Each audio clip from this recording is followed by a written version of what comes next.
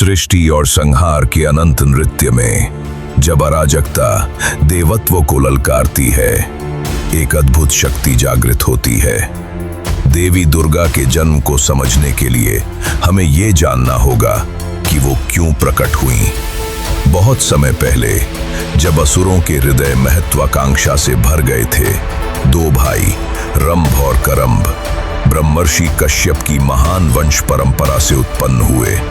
उनकी माता दनु ने उन्हें मार्ग दिखाया कि वे साधारण सीमाओं से परे शक्ति प्राप्त करें। माता के वचनों का पालन करते हुए दोनों भाई रंभ और करंभ लोगों को पराजित करने का संकल्प लेकर उन्होंने आरंभ किया अपनी भयानक तपस्या। रंभ अग्निदेव की शरण में उतरे, करंभ वरुण देव को साधना समर्पित कर गए और फिर आदिम वन की गहरी निस्तब्धता में उनकी तपस्या की ज्वालाएं दिशाओं को हिला देने लगी।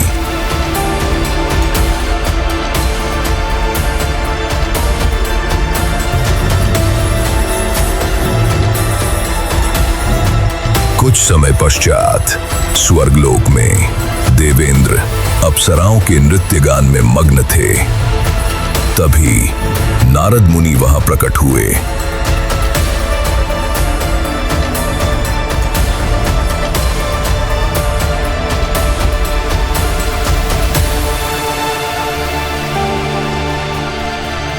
उन्होंने कहा, क्या ये उचित है देवेंद्र, जबकि पृथ्वी पर रंभ और करंभ दो सहोदर तीनों लोकों को जीतने की शक्ति वाले पुत्र के लिए भयानक तपस्या में लीन हैं, और आप यहाँ अप्सराओं के सौंदर्य में विलीन हो रहे हैं। देवेंद्र चौंक उठे।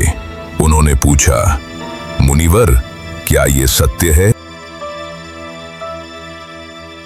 नारद ने उत्तर दिया, हाँ देवेंद्र, और यदि ये तपस्या पूर्ण हो गई तो देवताओं का अस्तित्व संकट में पड़ जाएगा। इसे किसी भी प्रकार विफल करना आवश्यक है।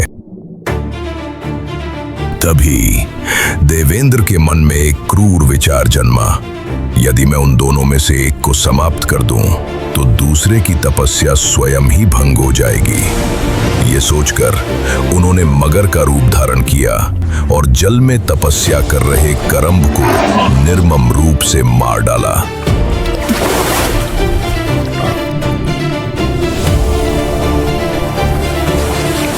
ये भीषण दृश्य देखकर रंभ असहाय हो उठा।